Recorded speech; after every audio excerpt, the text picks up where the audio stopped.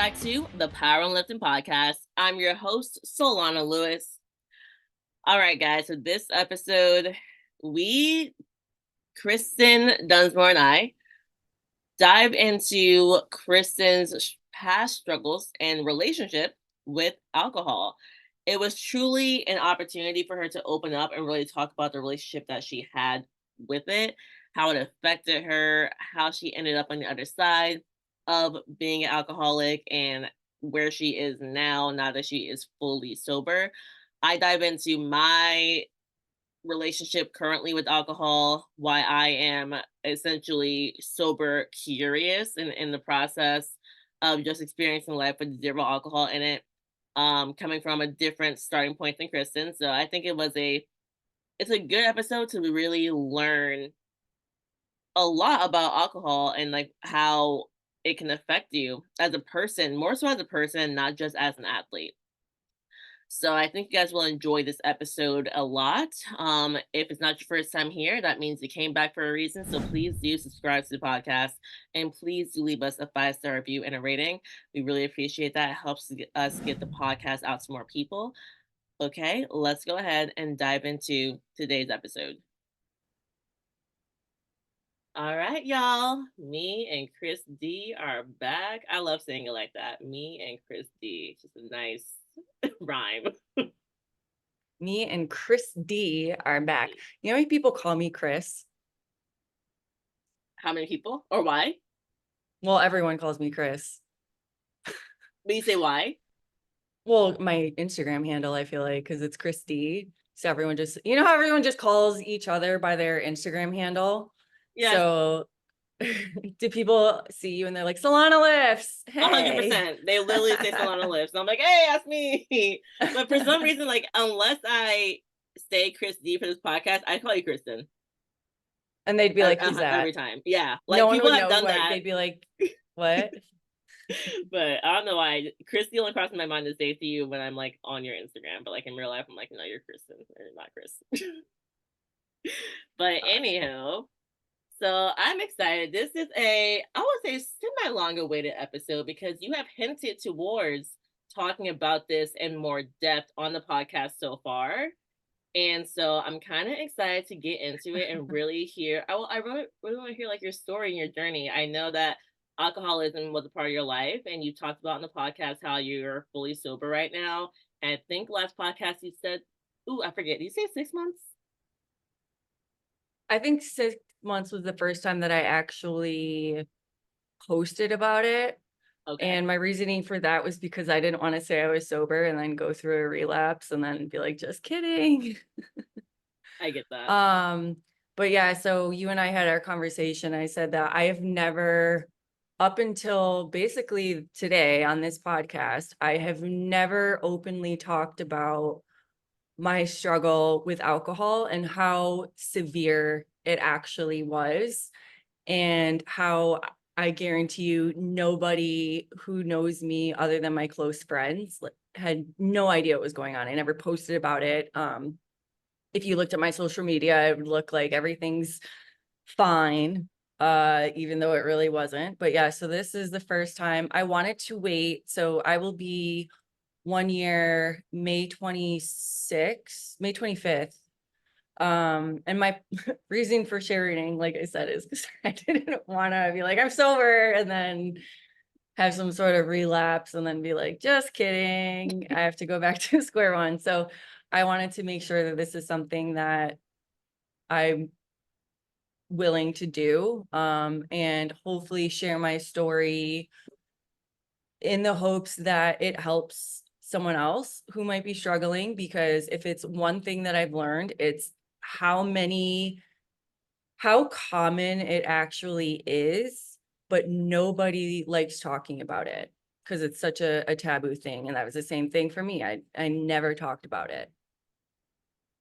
So It's very true that it's a topic that people like, even listening to bigger podcasts about powerlifting that go into like interesting topics. I never hear like, oh, I used to drink alcohol and this was the result, or anything like that. I just hear like the basic, like, oh, if alcohol is brought up, like, it can affect your training. So, There's that. Yeah, And like just be the end. careful. Yeah, your recovery won't be as Yeah, good. The end. that's it. So Yeah, you always look at it from I mean, as athletes, we look at it as a performance perspective, right? And so if you go out one night and you have a drink of alcohol, is it going to affect your performance the next day? If it's one drink, like probably not. But if you go out and you party hardy and the next day you're hungover and you're probably going to want to skip the gym. I've totally gone to the gym hungover. Uh, and I can tell you that it's not fun. And maybe in the short term, maybe you won't really see any reductions in performance. And we can go into this afterwards. But long term, like chronic alcohol use actually blunts protein synthesis.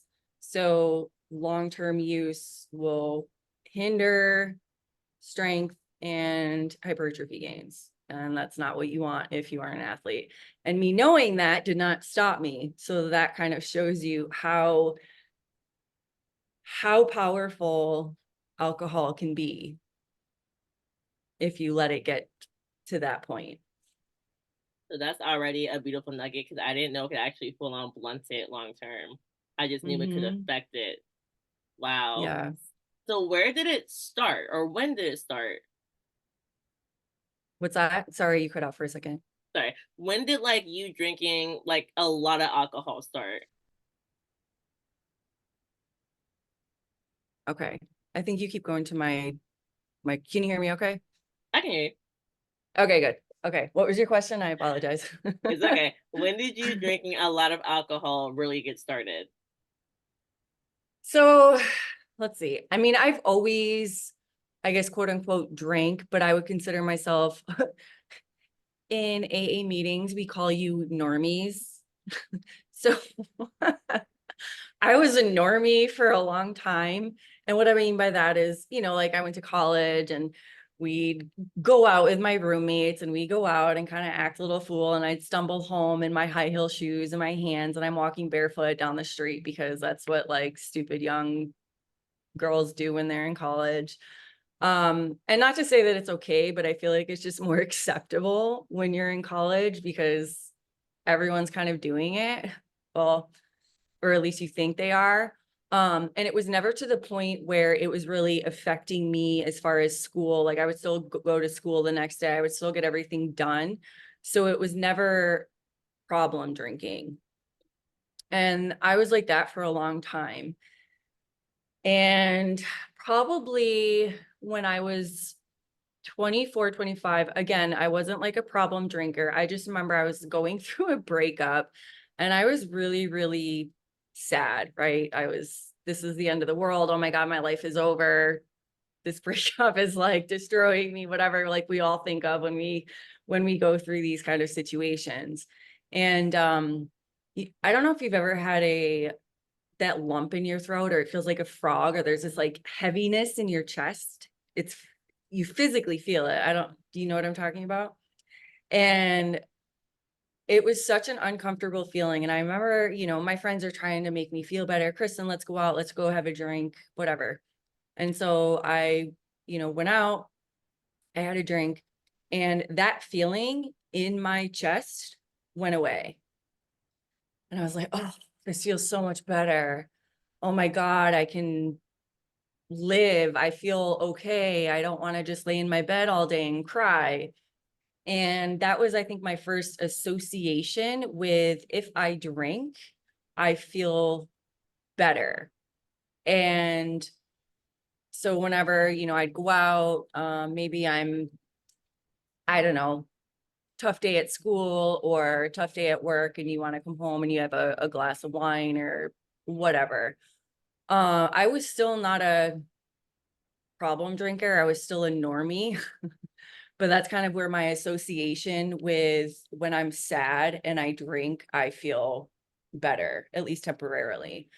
And then honestly, I want to say that powerlifting probably kept me in check for a long time. I think that I could have spiraled way sooner than I did, but because I was so competitive and I was so like strict with my diet and I would start if I'm cutting weight, the first thing I cut out is alcohol because, it's not really going to benefit me in any way other than just empty calories. And so I would stop drinking. I would, compete, focus on that. So it was never really a problem until I would say when I got injured with my glute injury, because I felt like I had powerlifting taken away from me before I was ready to give it up, right? It's like you compete worlds, Sheffield, whatever, and it's like, I feel like I've accomplished what I needed to. I'm ready to retire and do my own thing. And I was never given the opportunity to do that because I felt like it was taken away from me. So I got really, really depressed. And my way of coping was to start drinking. And I remember a while where I remember thinking, oh my God, it has been 1 month and I think that I have drank every single night this entire month. I don't know the last time I did not have a drink. And so then that was kind of my first, ooh, this could be a problem, right? But it's fine. I'm gonna nip it in the butt myself. I don't need to do anything. I just kind of be more cautious of my drinking, which did not happen, and it kind of just progressed. And so maybe at first I was drinking half a bottle of wine at night. Then it came one bottle of wine at night, and then maybe two bottles of wine at night. And then from there, I would wake up and I would be hungover. And then I would have more, the hair of the dog. So here it is, 8 o'clock in the morning, and I'm starting to Mhm. drink because I'm hungover. But then all of a sudden, I'm feeling good because I just had some alcohol in me, and now I'm ready to keep going. And before I know it, it's 9 a.m. and I already drank a bottle of wine. And then COVID happened. And Mhm. after COVID, it just turned into a fucking shit show. I'll be honest. At that point, it was like, I have nothing to do. I have no obligation. I'm not going into work. I'm not going into the gym. I'm not even hanging out with friends. I lived alone. And it's like, well, what else am I going to do? Well, I guess I'll just sit at home and drink. Why not? And that's honestly what I did. And it would get to the point where at its worst, I was going on 4 and 5 day benders. And when I say going on a bender, it was like I have no recollection of an entire week of my life, because from the second that I woke up, I would drink. I would continue drinking until I passed out. I would wake up a couple hours later, drink again, pass out, drink, pass out. Like I didn't even do anything. I literally sat at home and like blacked out. So I wasn't drinking and driving. I was home the whole time, but like I was by myself drinking to the point of oblivion. And so I think at its worst, I probably had 4 or 5 bottles of wine in a day, um, or whatever I could get a hold of at that point. If I had vodka, like it got really, really bad to the point where I would wake up in the morning and all of the alcohol would be gone, and the liquor store doesn't open until 8 a.m. And here it is 5 a.m. and my head is pounding and I'm starting to go through withdrawals, and to the point where I'm not even going through a hangover. I'm going through withdrawals and I'm shaking. My head, I can't even tell you the headache that I experienced. It is the worst feeling in the entire world. um Sweating, confusion, hallucinations. I would hallucinate. I remember thinking like I could hear people talking, but I'm like, I'm in the apartment by myself. Is the TV on? Did I leave the radio on? I'm literally hearing things. um and then I remember there was times where I was so physically tired but because I was so wound up that I couldn't sleep. So I'd go 3 or 4 days, like, without any sleep, but I was so exhausted. And then when I would finally be able to fall asleep, I would wake myself up because I would stop breathing in the middle of, so I'd pass out and then I'd stop breathing and uh and then I've gotten to the point where I thought I had a seizure.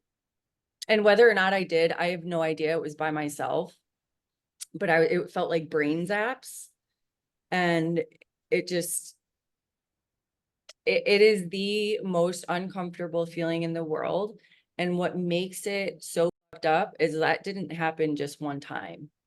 Hmm. That happened multiple times. I went to the hospital um at least 4 times. And the last time, so this had been ongoing, and these are things, it's like you think you can stop, right? You go through this like situation, you're like, oh my God, that was the worst experience. You come out of it, I'm never drinking again. That was horrible. And then that weekend, I'm drinking. And then I do the same thing, or maybe I'm like, try to convince myself that I'm not an alcoholic and I can go out and have one drink. And maybe I do the first time, right? But then it kind of progressively goes back to where it was, and here I am going on my little one-man party. So can I ask you at this point, when we are in and out of the hospital a little bit, does anyone, friend or family, have any idea that you're even going to the hospital or that you're drinking? Yes to the drinking, because if it was my mother and she's calling me and I'm not answering the phone, but I don't answer it for 3 days, or like, she's like, something's wrong.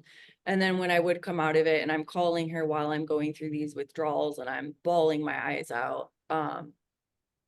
So yeah, they knew about going to the hospital. Maybe not every time, but certainly they are aware that I have gone to the hospital because I drank so much, to the point where, number one, I was going through withdrawals, and the very, very last time, like, what kind of forced me to be like, you are done, is because I thought I was having a heart attack.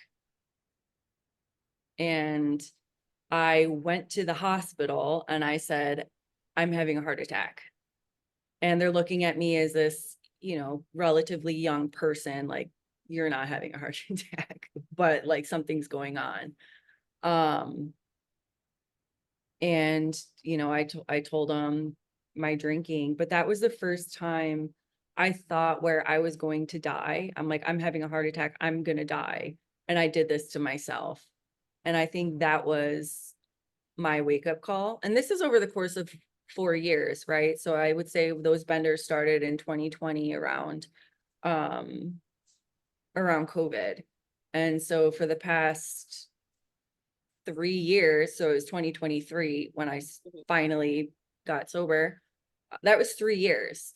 And so 3 years that nobody, at least within the powerlifting community, knew about, because I never posted about it because I was ashamed. Um, but yeah, like, even before that, going to the hospital, I tried to stop on my own. I, it said I was never drinking again. And guess what I did? Maybe I went 1 month. I went 35 days once after one of my benders. I went 35 days without drinking. And then I thought I was cured because I was like, I can go 35 days. Now let me just have a drink and be a normie. And I was not a normie. So, and it's funny now, I can laugh about it, but at the time, like, God, that was rough. And how I didn't, um, get kicked out of school. I'll be honest, I was a shitty coach for some of my clients. If they reached out to me, and if anyone's listening and they're wondering why I didn't respond to a message, it was probably because I was passed out, face drunk. So I kind of Uh, want to. Can we stay here for a second? Because I was going to ask you this. Because during this time, the 4 years, about 2020, 2023, I know you were in school. At some point in here, 2022, when you went back to World, or 20, Yeah. right? 2022. So you trained and went back to the World stage. And so, like, how were you able to train during this time? How were you able to keep, because like, even if you're saying some of your athletes didn't get back to you, you weren't the best coach, you still had a business. I still knew who you were. You were still definitely getting clients. So like, how were you able to manage it? Like, do you even like remember managing it? Yes, but I didn't do a good job. It'd be like someone would send me if I did respond. So like there'd be days where I'd go like, 4 days without messaging somebody. Um and I don't know if people just like are expecting it because they're used to like some other coaches who do that and I think it's normal. Um I mean, I would get some people. I had a few clients who left. I'll be honest. I had a few clients that were like, I feel like you kind of dropped the ball. Um there was a actually when the whole list of people of reputable coaches, and then there was other parties who were upset that there was no women on this list. And in one of the comments, and I forget where it was, but it was an old client of mine, and his response was, I have worked with a female coach before, and I forgot his meet date. And I admit that, like, I wholeheartedly, like, he had every reason to be upset.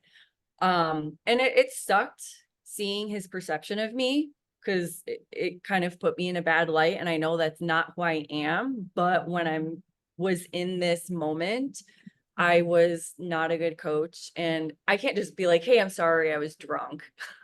You know what I Yeah. mean? Like, uh, sorry for forgetting your me. I was just too drunk to care. And I never told my clients that. They were just like, hey, Kristen, I'm not getting the quality coaching that I want and I need to move on. And I get it. I would do the same thing.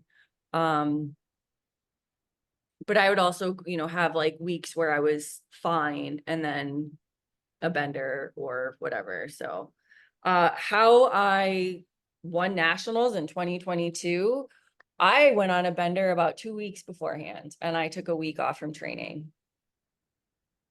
So imagine, I always just think of it as how strong could I be if one, I just kind of focused on lifting again, without the addiction of alcohol.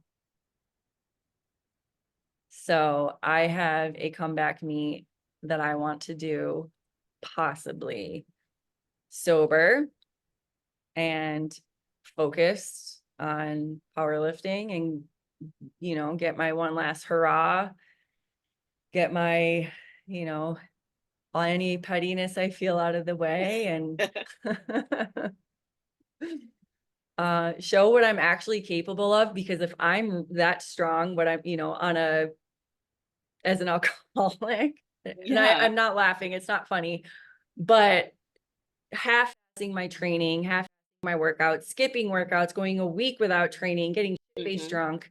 Um, what can I do when I'm not doing those things? And when I was at my best, and when I would like, I mean, prior to 2020 is when I was at my best training wise. I was probably one of the top at the time, and I was not drinking. And I mean, there's other things, right? I wasn't injured, so that made it easy too, but um it's crazy. And so, yeah, I guess I wanted to talk about it because one of the things that I've learned is that it's actually way more common than many of us think.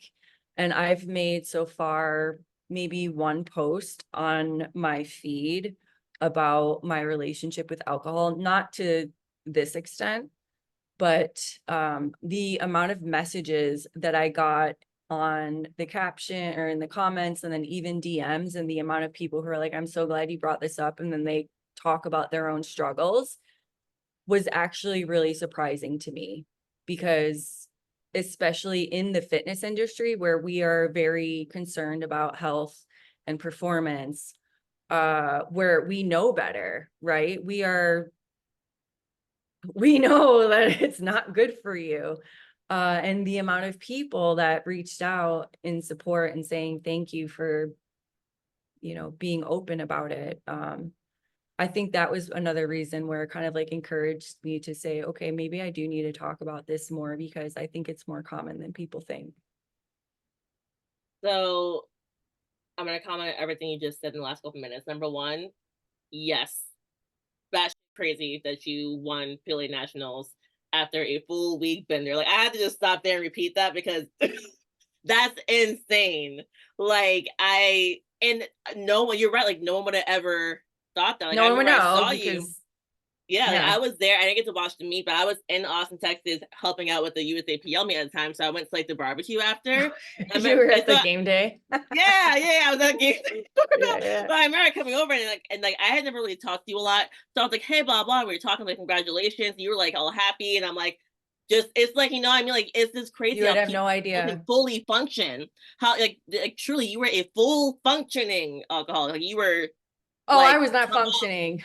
okay. But like from the perspective of an outsider who, if anything, I was probably a fan of yours at the time because I just knew of you, but didn't know you. Mhm. You looked like a full functioning. So I'm not gonna get the perspective of your mom or your sister. You know what I mean? Like Yeah, that's probably different.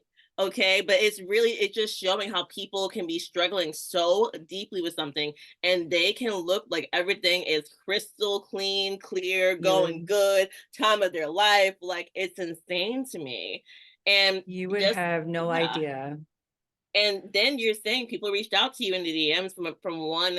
I may have seen the story, I'm not sure, but from one story you post, and I'm like, that's not shocking for me to hear because you're right. Like we're in fitness and it's difficult to talk about anything that's taboo. What's taboo about fitness? You can't want to talk about drinking. You don't want to talk about weed like ever. You don't want to talk about if you're not sleeping well, like you never say anything about it. You just you only post that night you got 8 hours of sleep. You don't post nothing about the 4 hours because you're stressed out because life's going crazy and you're dealing with a bunch of shit. Like Yeah. it's just so true. And when you post, you're going to post your PR squat, right? You're not going to post about the week before when you missed your deadlift. Mm-hmm. And so people post what you want people to see of you, right? And I don't want people to see me as an alcoholic, especially when I was in the midst of it, because it could have, I mean, I am fortunate enough that I was able to stop and I can talk about like what I did because I did not do this alone. Um, but had I continued, and if I started losing clients and I lose my job and maybe I'm not like I oh, this sounds so messed up. I remember writing a paper for school and it was one of those like I had been going on these benders and drinking and the only way for me to function would be to drink. So I drank at that point I think it was like 3 bottles of wine in as I'm writing a final paper for school. And I didn't fail it, but it definitely wasn't a good like I think I got a C, you know. I mean, so I passed, but not Like really, and like you're I barely made it. and you're Um, currently pursuing your PhD. So that was you probably getting your master's at this time. Am I no, this right? is PhD. This is my It's all PhD. PhD? It's Okay. all it was a literature review that I wrote and how I did it, I don't know. I mean, I spell checked, so I got the spelling right, y'all. It's okay. but I haven't even read the paper. Like I still have it on my computer. I'm like, I don't want to You're not read it reading it. because I don't want to know. Like, I just wonder what my professor thought when she's reading this paper and she's like, what is this girl talking about? Is she on? I was You're like, like, yeah, sorta. maybe a little bit. Wow. That's really Um, wild. Like getting your PhD, like still being a coach, like still training, competing at a high level at this time. It's really insane how much you were doing while going through this. I definitely want to get into how you were able to stop. But I did want to ask you a question about the hospital visit where you thought you were having a heart attack. So you said like you were younger. Obviously you're younger. So like people are looking at you like, what? You're having a Oh, heart hold attack? on.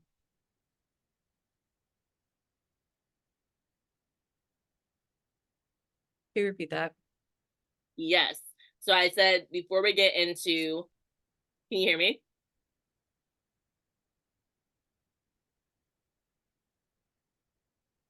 Okay. Okay, can you hear me now? Okay, so I was saying before we get into like how did you actually get yourself to stop and like what did you use for support? I want to talk about when you went to the hospital thinking you were actually like having a heart attack. And the people that you said like they weren't really looking at you like taking you full and serious. Like how did they like kind of ignore you? Like how did that go? Like I picture them looking at you like you're crazy and saying go home. Like what Yeah. happened that day? Well, in my mind, I'm like, so okay. I had a pec cramp is what happened. I was so dehydrated that my pec literally cramped, but I it was like in my chest. And of course, what do you do? I'm like, oh my God, am I having a heart attack? And this was actually um I had stopped drinking that Friday was like the day number one of me being sober. And usually it says it peaks around like 48 to 72 hours if you're going through withdrawals. So this was 4 days later. This is so I went to the hospital on Memorial Day last year. So it was a Monday and it was 4 days. So um I was still going through the symptoms, but I felt like I was coming out of it. And I'm laying in bed and all of a sudden I just get this like well, I thought it was a heart attack, but I don't know. I've never had one before, so I don't know what it feels I like. I yep. just know that I got this really sharp pain in my chest. And then I start Googling, like what are signs of a heart attack? And it's like, well, is your hand going numb? And I'm like, well, yeah, but I always get like tingling from, just, I've always had it, even when I like sleep wrong. You know what I mean? Yeah, yeah, yeah. But do you have is your arm tingling? Yes. Is your heart racing? Yes. Are you anxious? Yes. Oh my God, I'm Yes. dying. So I go to my sister and I'm like, we have to go to the hospital. I think I'm having a heart attack. And so we go and I go up to the person and I'm telling them that I think I'm having a heart attack. And they were just really calm. And like, I'm dying. Why are you not freaking out? Like, I'm having a heart attack. Ah. But they were very calm about it, which I guess was good because I was like, okay, well, they don't seem that concerned. So I'm probably just overreacting, but I also feel like I'm dying. So please help me. Like, Yes, yes. and so they took me back and they put me on, they gave me an EKG, which is it measures your heart and to see if there's any like abnormal rhythm or anything like that, if I'm going into like tachycardia or if I'm actually having a heart attack. And it was like he was a tech, so he wasn't a nurse and he wasn't a doctor, but he's giving me the test and then he has to give the results to the doctor and I have to wait for the doctor. And I was like, can you just tell me, like, is it normal? Just let me know. And he's like, well, I'm not supposed to say anything. I can't like give you an official like diagnosis, but your heart, like, it looks fine. And like, because I can read a EKG just because for school, and I'm like looking at it and I'm like, okay, that looks okay. I'm okay. And so after that, it was fine. And then they just I went into one of the rooms, they put me on an IV. Um, I was so dehydrated that they gave me 2 IVs. That's how dehydrated I was. So they gave me an IV and they were like, do you have to go to the bathroom? And I was like, no. And then the doctor was like, give her another one. So the reason that I think like I cramped is because I was so severely dehydrated. And again, it was like this was me coming out of a 5-day bender where all I'm drinking is alcohol and wine, probably not really thinking about making sure that I'm drinking water. And even once I kind of sobered up and was drinking water, I don't still wasn't enough to replenish fluid loss. Yeah, yeah. So they gave me 2 IV bags because I was that dehydrated. Um, and then they just give you like medication, like a benzodiazepine to like kind of make the symptoms a little bit more tolerable. Uh, and then it was kind of like, hey, this like you're not, you've been here before for this exact reason. And there was another lady, there was like an old lady who was going through the same thing. And the doctor's like, yeah, she comes here like every other week. And I'm like, that's so messed up. You're like, that's gonna be me if Well, I'm I like, I go. don't want that to be me where it's gonna be like, Yeah. oh, hey, Kristen, you know, like Oh I'm the God. old lady, like back again. And yeah, this old lady, it was like her daughter-in-law or something just drops her off like every couple of weeks in the hospital so she can get her IV fluid. And they like knew this lady by name. And I'm like, oh my God. um, so that was like the acute, you know, okay. So now I physically feel better because I was on fluids and they gave me medication. Um, but that's only a short-term solution, right? Like, what do I do moving forward? How do I not drink? Because I can tell myself to not drink, but obviously that hasn't been successful. Uh, like I can't do this on my own. I don't know what to do anymore. And I just went online. I looked up AA meetings in my area. I found an all women's one and I went. And I I really think that going to those meetings is what really, really helped me because I think when you see a lot in the movies, it seems kind of very religious and just very stereotypical, like, I don't know what you would think of what it's like to go to an AA meeting. And it wasn't like that at all. There was maybe 6 people. We just kind of, all women, we sat in a circle.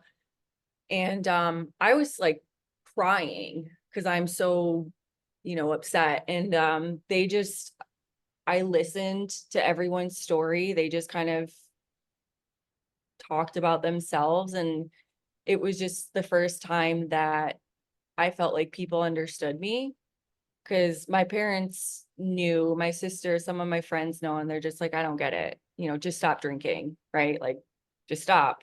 That was their answer to me. Just stop doing it. It's like, okay, okay, yeah, let me just stop. Yeah. I didn't think of that. Wow. Never crossed my mind once. Yeah, like, Like, oh wow. You're so smart that yeah. Um, and so talking to these people and you know, they're like, you can't stop. Um, and that was the first time where like I went and I was like, okay, I really like this group of people. They were so welcoming. I made friends.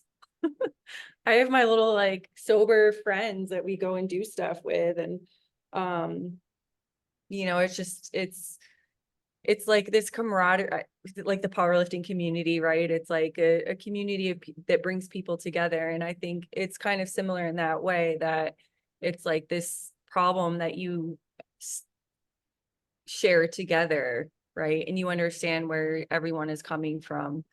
I will say that I've gone to different ones and you do kind of have to shop around to find something that you kind of resonate with. This one, they didn't really do a lot of praying or anything like that. We just meditated. And that's something that I think I kind of gravitated towards was just sitting there and, you know, just meditate for 5 minutes. Um, and that was helpful. I ended up going to, you know, my doctor and I was very open and honest with him because I think a lot of my drinking stemmed from, so one, it was, you know, like my glute, but why did that bother me so much, right? Like, well, my identity is being taken away from me. Um, who am I? Who am I, Kristen? I felt lost. So I was sad and I was depressed. And I would drink as a way to self-medicate to kind of numb whatever it was that I was feeling inside. So it was never really solving the problem. It was just temporarily making me feel better. And then ultimately it makes it 10 times worse, but you don't care because you're just in that moment, you feel good. Um, so he put me on some antidepressants, and then Wellbutrin. which is a dopamine, like helps to increase dopamine levels.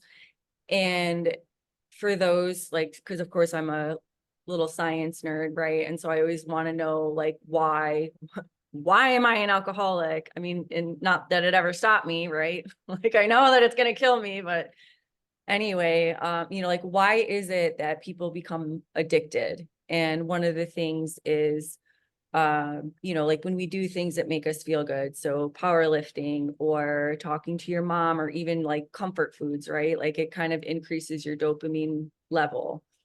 And drugs, almost all drugs, alcohol, name any drug that you could probably think of, it basically raises your dopamine levels, but basically to a superficial level that you can't get naturally, right? Like, so you do exercise and your dopamine level is here, you drink alcohol and it's up here.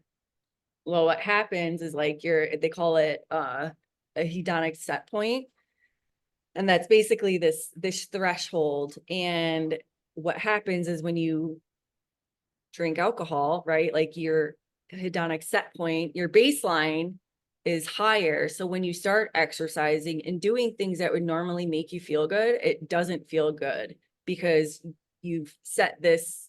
In order to feel good, you have to basically drink or do drugs just to get that same level of euphoria.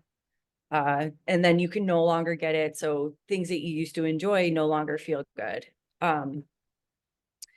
And that usually takes about like up to a month, I would say, for it to kind of come back to normal levels. But what the Wellbutrin does is it kind of increases dopamine, which I think just by drinking, my dopamine levels were very, very out of whack.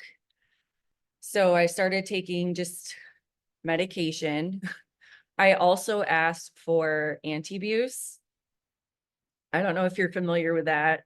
Mhm. But my doctor was like, I've never had someone ask me to take that. And basically what it is you take it, and if you drink, you get violently ill.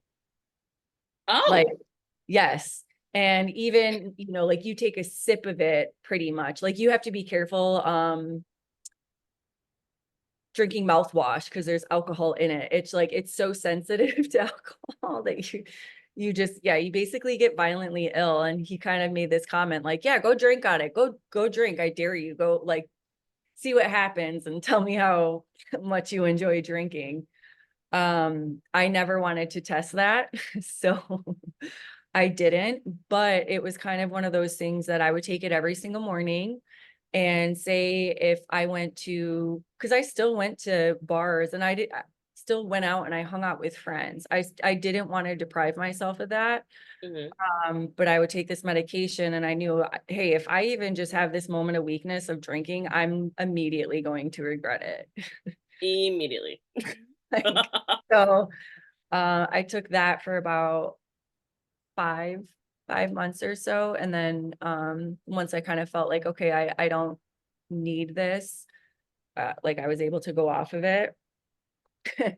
What was funny though is because my drink of choice is always like wine. And so one of the things that they say when you stop drinking is that because there's a lot of sugar in wine, that you get a lot of sugar cravings. And so I wasn't drinking, but I was going to this store and buying like Ben and Jerry's ice cream every night.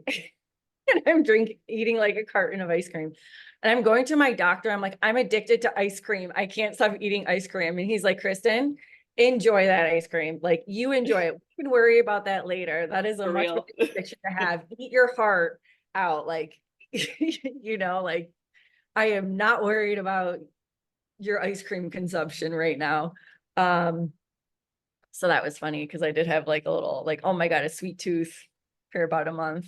Um, so yeah, looking back, I can laugh. Um, but it's also very sad because I know that I'm not the only person who has struggled with it. And And I honestly, when I was going through it, I didn't really know there was no one that I knew who I could reach out to kind of talk to about it. And so that's why going to those meetings, I found to be helpful, because it was a group of people who just understood what I was going through. That's what's so that's really big because I think when people are struggling, we shy away from community. Yeah. And something that really helps, especially when you're like dealing with something that makes you feel like you're less than, or like if someone knew this about me, they wouldn't like me anymore. If you're able to say it out loud, but with like-minded people who you know are not going to like, reject you, Yeah. it's so healing. It's It so healing in every way. it was such a good relief to find people who are struggling, and people who didn't know me either, right? Like they don't know Yeah. about my history or like powerlifting and competing. I'm nobody to them. I'm just another fellow alcoholic, you know? Yes. But it's funny because they're lawyers, they're doctors, they're teachers, Hmm. they're mothers, they're normal people that you probably see every single day, and you have no idea that they're struggling. And it's a big reality check too, because I think a lot of people who maybe are not struggling with this specific thing think like, oh, people like that look a certain way. People like that are people who don't have jobs. Like, no, it can be like a high functioning person who's getting your PhD in a like a world National level competitor, champion who just went national on a champion, straight drunk the week before. Uh, running a business. Like it's really it's it's insane. I But will I'm say so though, if happy. Oh, I go had ahead. a normal 9 to 5 job, I totally would have gotten fired.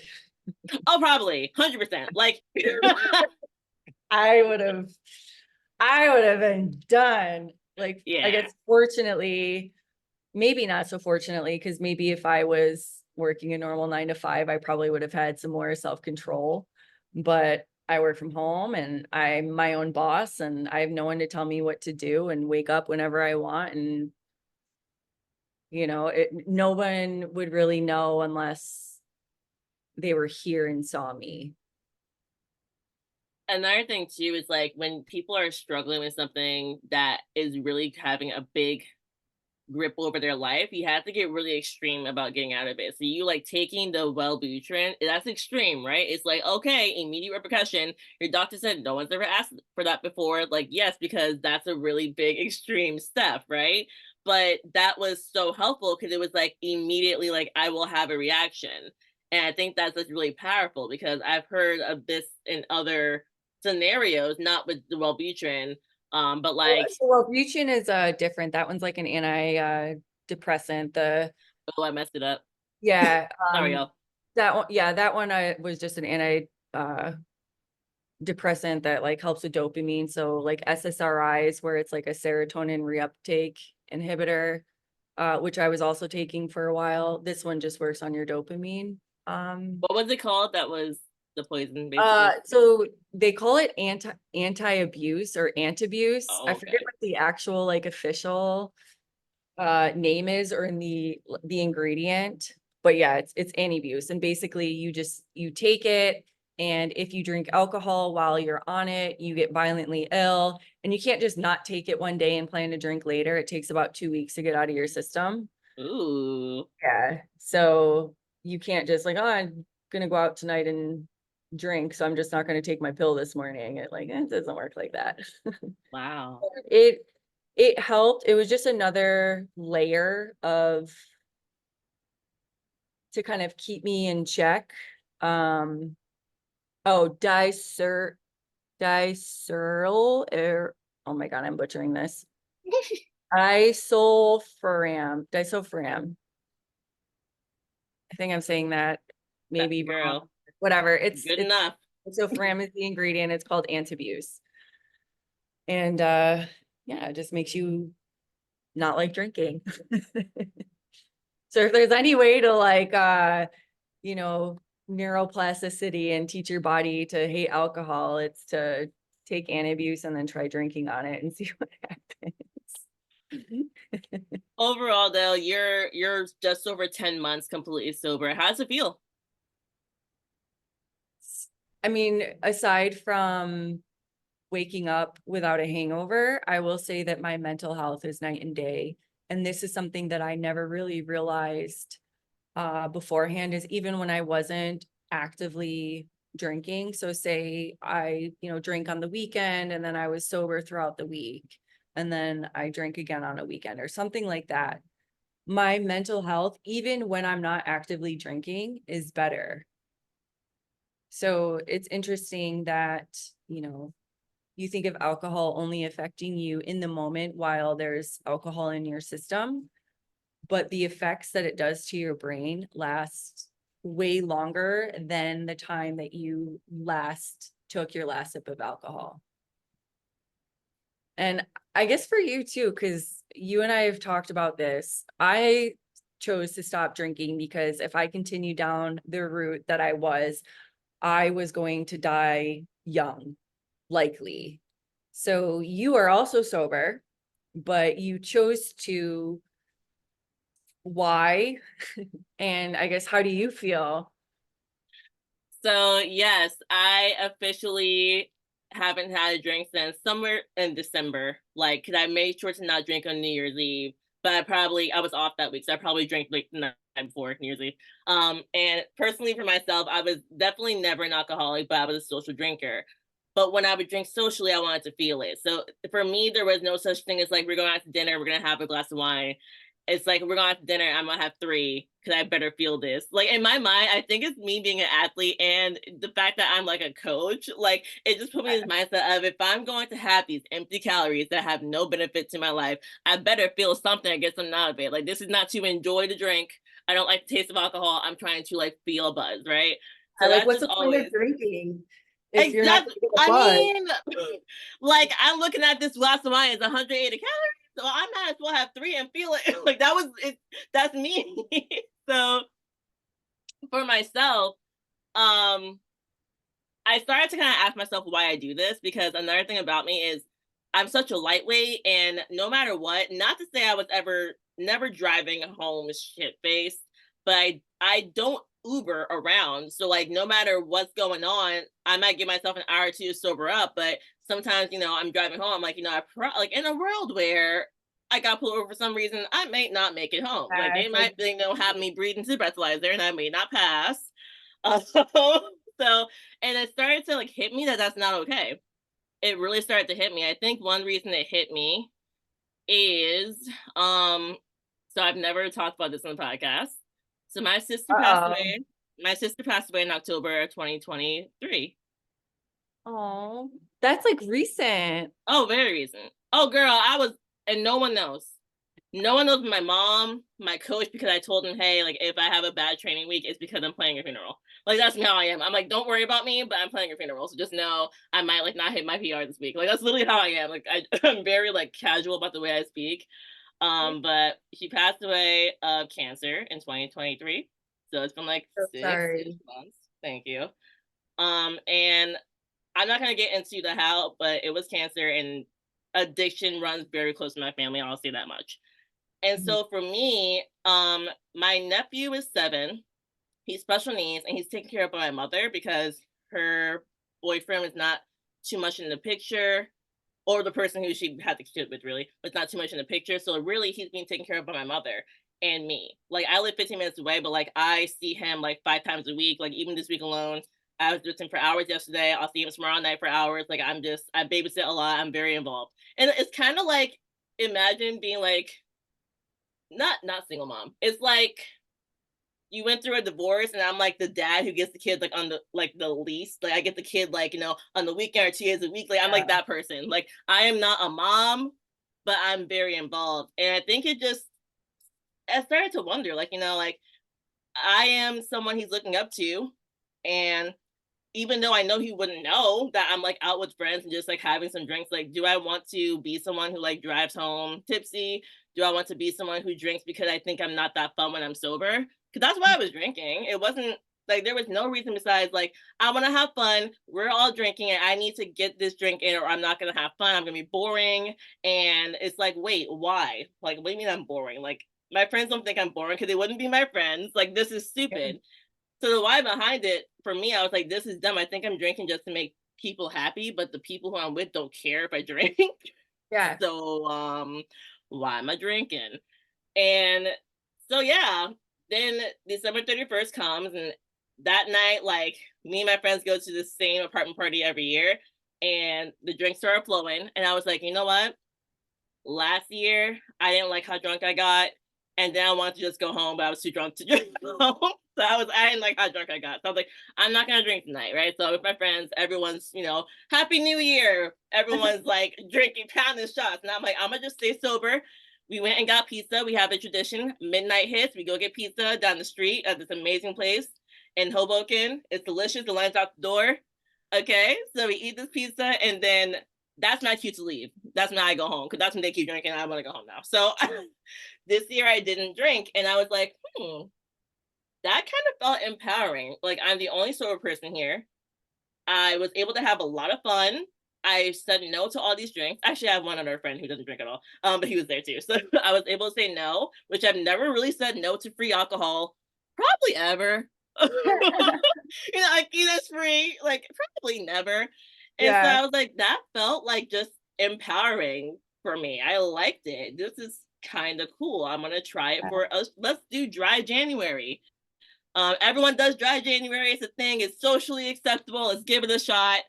So I It's do dry January, and what also helped me through that was, like, I had this event that I went to. That was a 2-day event, very expensive event. It was a business event, and at the end of both nights, there was like free alcohol. We went to a really fancy restaurant. You could really drink as much as you wanted. Like, it was all covered, and I did not drink. Everyone else drinking, did not drink. Made some great business connections that are still long lasting. Like, right now, like, they are huge, and they're helping me so much in ways I never could have imagined. And I know myself, like, I know how I act when I even tipsy. I'm not like bad, but like, I ramble, I get off topic. Like, I just know that the connections I made may not have been made had I been drinking, even though everybody else was drinking. So I yeah. was like, I think this is something I should keep going with. And, now flash forward is April, and I've already committed to not drinking all this year. Like, I was talking to someone last night. They said, let's go get drinks this weekend. I said, I can have a mocktail with you, but I'm just going to tell you in advance, I'm not drinking any alcohol. I have a friend, a really close friend getting married. We're going to like a bachelorette thing in 2 weeks. I'm like, hey, she lives really close to me. I'm like, hey, I'm going to drive. I'm going to drive. I'll be Yeah. DD. Everyone can get as drunk as you want. I'm not drinking. And I say it early, because then you don't get asked, why is she drinking? What's going on? Like, I said it already. I'm also driving the car, so don't you dare ask me why I'm not drinking. So I kind of prepare everybody, because it's so true. People really be asking why you don't drink when you don't drink. I'm like, yo, I always heard that, but that's crazy. People are like, And why they is she get drinking? offended. It's like, yeah, I guess, yeah, because people want you. So if someone is drinking, they want you to drink with them so that I don't even know to have a good time, or so they don't feel guilty. But yeah, that is one thing that I've noticed too, is if I've told someone that I wasn't drinking, they kind of look at me sideways. I always have a pretty good excuse though, because sometimes I'll just be like, oh, I'm competing and I'm getting ready for a competition. So usually people will leave me alone.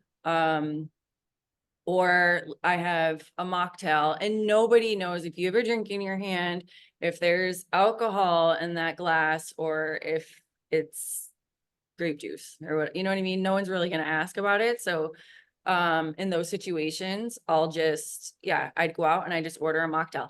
And they have gotten very, very creative with some of these mocktails. They are legit.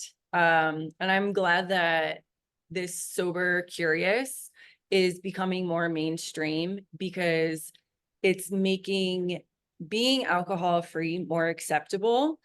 And people aren't really, if you choose to be sober for health purposes, which is very, very valid, I think people understand that, and people are beginning to realize the how toxic it really is. And unfortunately for myself, I knew it was toxic, but once you're already in this addiction, it doesn't matter.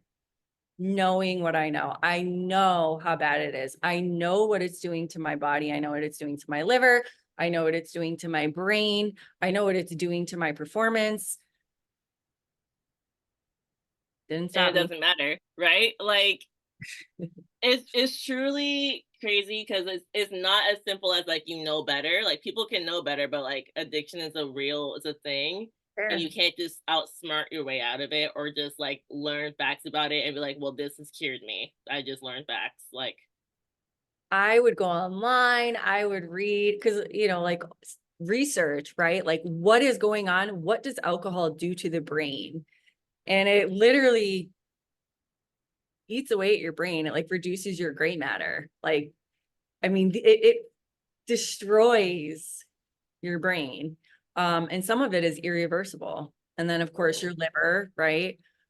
Um, didn't stop me. So, you know what I will say though, which is actually kind of funny, is you say going out with people and they're drinking, and when you're the only sober one and you realize how annoying drunk people are. my lord. And I'm with my friends and I'm like, I don't even want to be around you right now because you're just really obnoxious and annoying and I want to go home. And then I'm like, holy shit, that was me. I was that annoying person. Yeah, I told a friend. So this was before I was alcohol free, but there was like Yeah, a night in the fall last year where like we went Ridgewood and she was like, let's have some drinks. So I drank a little bit, but I was fully sober. I could tell she was getting lit. yeah. And fast forward like to like last month, we were like she was like remembering that night. She's like, "Oh, I feel like you were like in a weird mood that night." I'm like, "You don't understand how annoying you were. I almost wanted to physically assault you, but because I was sober, I did not." And then the night went on and on and on because you were so drunk. I didn't want you to drive home, so I then let you hang out with me really for an extra 2 or 3 hours while you sobered up. But you were an obnoxious, annoying. And I brought up some stuff she did. She's like, "Oh my god, that's so rude." I'm like, "You were just an asshole like that night." Like, and she had no idea. And I Yeah. was like, I hated you that night. Like, And I was that asshole. I was the annoying one where you wanted to like punch in the face. That was me. And I'm like, oh my God, these people are so annoying. Oh, wait. I'm the annoying person.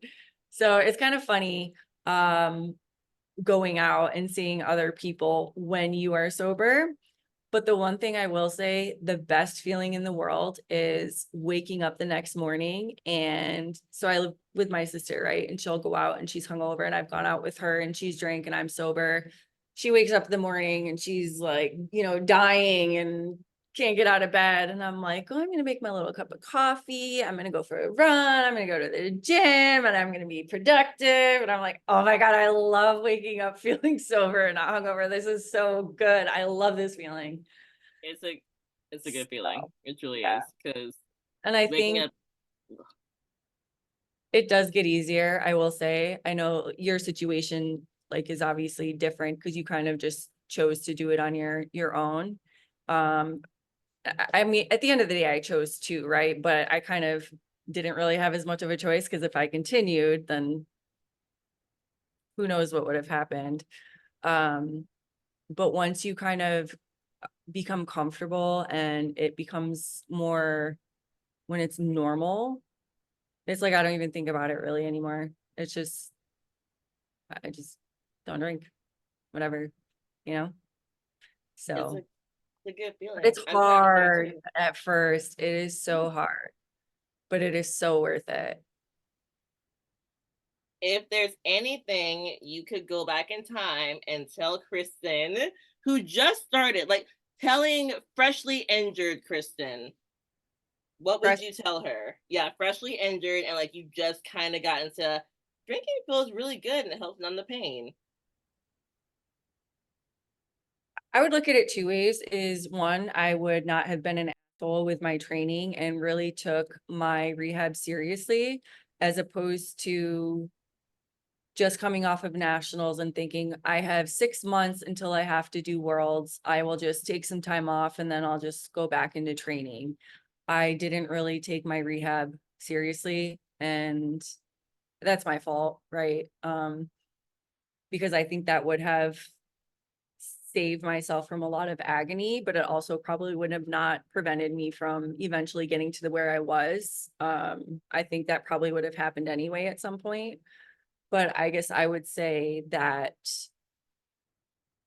kind of be more, there's like this gray area drinking, right? And so it's like most people, they start drinking and they never cross that line. And I think that I was a gray area drinker for a long time. And had I taken the step back before I crossed that line, I think I would have been okay. So maybe at that point when I woke up one day and said, oh my God, I've drank every single night this month, I should probably chill out and maybe take a little time off from drinking alcohol, as opposed to, I still like drinking. I'm not that much of an alcoholic. I can stop when I want to, and convince myself that I'm fine. I think I would have tried to nip it in the butt then before it got any worse, because not that I would want to be a social drinker at this point, but I think I probably could have at some point until I crossed that line. And now I don't know. I mean, I haven't really chanced it yet to find out. So like I'm cured, so I can go and, drink. I don't know. I'm not trying to find out. So I think I'm good where I'm at. My mental health is better. Everything in my life is better. My clients like me better, I think. I hope. I'm gonna guess they do. My training is going better, other than like I'm just dealing with some burnout. So just forcing myself to compete rather than just not going to the gym. But yeah, I think if you're struggling, or if anyone is struggling, one, just reach out. I guarantee you that there's more people that you've realized who are struggling with something similar. And I'm happy if anyone wants to DM me and talk to me about it. Like, I think that's I'm more than happy to talk about it. And my coaching business, right, and Power Lift. So it's a play on words, right? Like power lift, empower, and powerlifting. But it's like twofold, right? Like, so lifting, how it physical strength, right? You get bigger, faster, stronger. But kind of that mental resilience side of it. So I I'm not like a health coach, and I don't ever intend to be, and I don't pretend to be, but I do think at one point this is something that I would want to help other people with. I think I only have a year in, so I don't think that I'm like by any means qualified, but I think that I have a unique understanding um, to talk to people who might be struggling with something similar. And that was kind of my idea behind Empower Lift, is getting alcoholics into lifting. I love that. Seriously. Now you get a little story behind of how I came up with my name. Hey. Yeah. And one thing I will say, if anyone is, you said sober curious is kind of what I am, and I like that term. I've never heard it. Sober curious. So, It's an actual thing. Well, you're also a yeah. normie too, so I don't like that one as much. Well, if there's any normies who are sober curious, no, really, one person who sparked my interest in being sober is Mallory Rowan. You know who that is. She's the one who actually, I don't want to say she got me sober, because I was still drinking after that, but having a conversation with her is what kind of made me curious as to if she can do it, like it's possible, and you can go out and you can have fun. And we were at a wedding. That's when I was Meg Squat's, her wedding in Puerto Vallarta, and everyone there, I mean, it's a party, right? Like people are drinking, but Mallory and Josh were not, and they had the time of their life. So she was one of my inspirations as well. That's the, oh, I hope Mallory hears this because I'll text her. I'll let her you know. have to, yes, Oh, because I told her I told her that she was probably one of my main inspirations, and she's, I hope, thankful for it, but I'll let her know. I'll tell her like she has to listen to the podcast. Actually posted like 4 or 5 times that I remember about it, and I was like, like, you know what I mean, just like what would it be like to be fully sober when you go out? Because I've really never been fully sober when everyone around me is drinking. Like that'd be interesting. So yeah, but Uh, sober, curious. So I just so you know, she was not an alcoholic. Um, she was a normie, freaking normie. well, my point was, if any normies want to reach out and you are sober Yeah. curious at all, like you can totally DM me too, because I think it's cool to have the perspective of someone who was really deep in it, and then also someone who was never deep in it but understands that it still affects you in a negative way, and how it has been fun but still challenging. Like saying no is not easy. Not Fun at but all. challenging to not deep dive back into whenever I go out and drinking. So. Well, I'm proud of you. I'm proud of you. You're almost at a year. That's amazing. Yeah. They call it birthdays. So my sober birthday is coming up. So they sing happy birthday. That's amazing. You said May 26th, right?